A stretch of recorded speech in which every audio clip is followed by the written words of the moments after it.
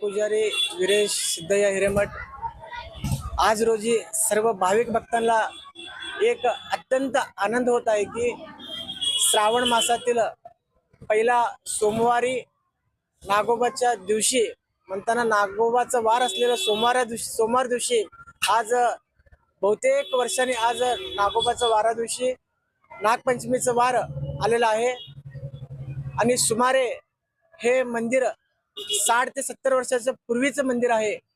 इथं नागदेवता येऊन संजीवनी समाधी घेतल्याने एक अत्यंत भक्तिमय वातावरण आहे आणि सर्व भक्तांचा मनोकामना पूर्ण करणारा हा जागृत नागनाथ आहे। आज रोजी सुमारे पहाटे 2 ते 4 वाजेपर्यंत श्रीच्या मूर्तीस रुद्राभिषेक झालेला आहे आणि 4 ते 6 वाजेपर्यंत श्रीच्या मूर्तीस पंचपल्लव अभिषेक पंचामृत अभिषेक होऊन सुमारे 150 किलो ते 170 किलोचा तांदूळ पूजा संपन्न झाले आहे।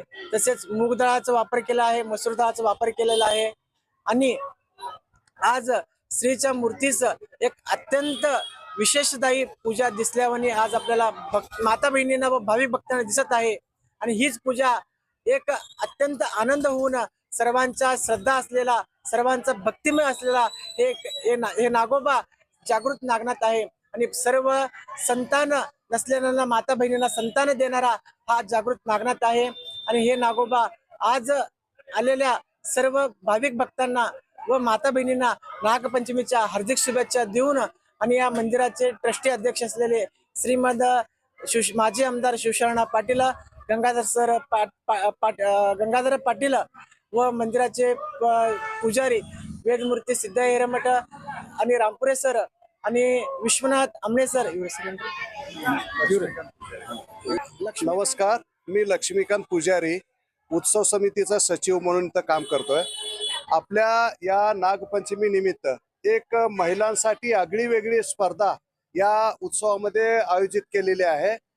आई म्हणते जपून ग लेकी अशी एक स्पर्धा आहे, म्हणजे माय लेकरांचा संवाद त्या ठिकाणी होणार आहे। ते 3 ते 5 मिनिटांमध्ये होणार आहे। ती स्पर्धा आहे 19 तारखेला आणि त्याचं ठिकाण आहे याच ठिकाणी। तर त्याच्यामध्ये काय होईल की आता सध्याच्या वातावरणानुसार म्हणजे मुलगी आणि आईचा सहसंबंध तुटत आलेला आहे, त्याच्यामुळे मुलगी वाहवत चाललेली आहे आणि तो संवाद त्यांचा सुयोग्य व्हावा, आईचं आणि मुलीचं प्रेम हे अतूट असावं या दृष्टिकोनातून हे लोकांना एक प्रबोधन करण्याचं एक आगळी वेगळी स्पर्धा या ठिकाणी ठेवलेली आहे। त्यासाठी त्या स्पर्धेसाठी बक्षिस पण ठेवलेले आहेत.